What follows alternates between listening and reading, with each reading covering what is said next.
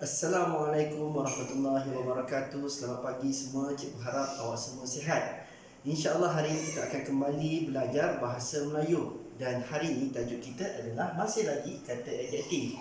Kalau beberapa minggu lepas kita sudah belajar kata adjektif jarak dan kata adjektif perasaan, hari ini kita akan belajar kata adjektif panca indera. Apa itu panca indera? Panca indera itu merujuk kepada 5 anggota deria kita yang boleh menghasilkan perasaan kepada diri kita. Apa itu pula 5 anggota deria? Nanti cikgu akan tunjukkan satu persatu. Mari kita tengok dekat sini. Kata adjektif panca indera terdiri daripada perkataan yang menerangkan konsep pandang, rasa, dengar, bau, sentuh atau gabungan kelima-lima indera. Okey, ada 5 anggota deria kita yang akhirnya menghasilkan konsep pandang, rasa, dengar, bau atau sentuh. Kita tengok satu persatu. Yang pertama sekali, deria rasa. Deria rasa itu datangnya dari lidah. Jadi daripada lidah ni akan menghasilkan kata adjektif panca indera seperti kelat, masin, tawar. Apa yang kita rasa guna lidah kita? Contohnya kita minum air itu rasanya tawar. Kita makan gula-gula itu rasanya manis. Tawar, manis itu adalah panca indera rasa yang terhasil daripada lidah. Yang kedua, panca indera yang kita gunakan mata, iaitu panca indera pandang. Apa sahaja yang kita lihat, apa sahaja yang kita tengok, itu adalah panca indera pandang. Itu deria pandang. Iaitu dia punya kata adjektifnya adalah cantik, buruk, kacak. Contohnya kita melihat satu pemandangan yang sangat cantik. Kita melihat, pandang ataupun kita melihat menggunakan mata. Itu kata adjektif yang kedua, kata adjektif panca indera pandang. Yang ketiga, kata adjektif panca indera deria dengar. Dengar ini melibatkan apa sahaja yang kita dengar menggunakan telinga kita, seperti merdu, bising, suara penyanyi itu sangat merdu. Suasana di sekolah sangat bising menggunakan telinga. Merdu dan bising itu adalah kata adjektif.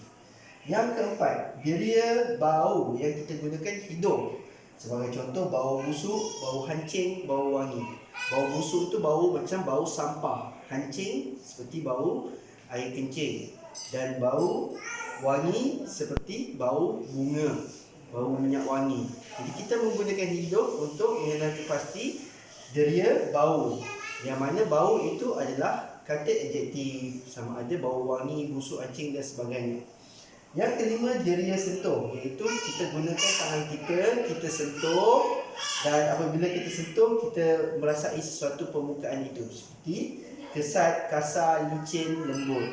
Kesat itu permukaan yang sedikit keras, kasar pun hampir sama juga, keras dan agak menggerutu. Licin itu sangat licin, seperti di atas cermin. Lembut seperti kain ataupun bulu, dan lain-lain lagi. Itu adalah contoh kata adjektif. Dan ada juga kata adjektif gabungan deria, iaitu kita menggunakan beberapa deria untuk mengenal pasti sesuatu sifat keadaan, iaitu bersih. Bersih ni apa? Keadaan yang bersih yang menggunakan beberapa deria. Deria pandang kita melihat bahawa tempat itu sangat cantik. Deria bau kita melihat menghitu tempat itu sangat wangi. Jadi kita menggunakan deria pandang dan hidung. Itu akhirnya kita ada dua keadaan itu yang kita sebut sebagai gabungan. Kita gabungkan sebagai tempat itu bersih ataupun selesa, tenteram. Yang kita menggunakan beberapa kita punya panca indera kita untuk mengenal pasti bagaimana keadaan sifat suatu tempat itu. Itu adalah gabungan. Baik, kita tengok contoh di sini ya pelajar-pelajar. Ini kita ada beberapa contoh ayat. Dapur bersih. Okey, kita baca sama-sama. Dapur itu bersih sekali. Okey, kita tengok dekat sini. Ada tak kata adjektif panca indera? Ada, iaitu bersih. Bersih ini adalah kata adjektif panca indera gabungan deria. Yang cikgu telah sebut tadi mungkin deria pandang kita dan deria hidung kita. Bau kita, deria bau kita. Dapur itu amat selesa. Ada lagi satu, selesa. Selesa juga adalah kata adjektif panca indera gabungan deria. Ada beberapa deria yang kita gunakan untuk mengenal pasti kata adjektif tersebut.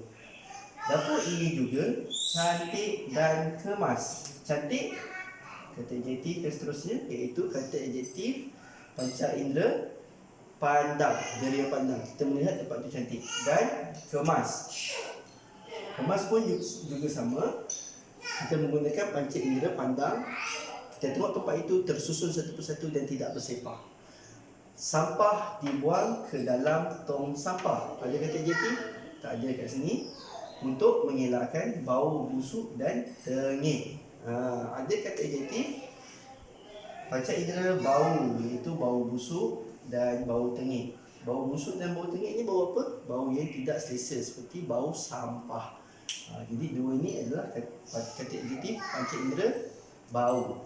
Selain itu, dapur itu kering. Ada tak kata adjektif kat sini? Ada kata adjektif kering. Kering ni kata adjektif apa? Kata adjektif geria sentuh. Kita sentuh tempat tu kering. Tidak ada air. Kalau ada air, itu lembap atau basah. Okey. Dapur yang lembap, ni yang cikgu sebut tadi, lembap pun kata adjektif panca indera sentuh, akan mengundang kehadiran lipas, lalat dan tikus. Ini beberapa contoh penggunaan kata adjektif panca indera di dalam satu perenggan. Jadi pelajar-pelajar, dekat bawah ni cikgu ada sediakan satu lagi perenggan yang cikgu kosongkan. Setiap tempat kosong ni cikgu minta untuk pelajar-pelajar mengisi perkataan kata adjektif panca indera yang sesuai. Boleh ambil dari atas ni, sama ada bersih, selesa, cantik, kemas, busuk, tengik, kering, lembap, dimasukkan ke dalam tempat-tempat kosong ini. Pilih yang mana yang sesuai. Sebagai contoh, dapur yang lembap hendaklah dilap supaya apa? Lembap. Apa lawan kepada lembap? Lantai yang basah menyebabkan lantai menjadi jika lantai basah, apa terjadi pada lantai? Okey. Awak semua boleh isi, pilih dekat atas ni mana satu kata adjektif panca indera yang sesuai untuk dimasukkan. Jadi ini adalah tugasan untuk awak pada hari ini. Itu sahaja dari cikgu. Semoga awak memahami penggunaan kata adjektif panca indera dalam kehidupan seharian, sama ada bertutur, sama ada menulis dan sebagainya.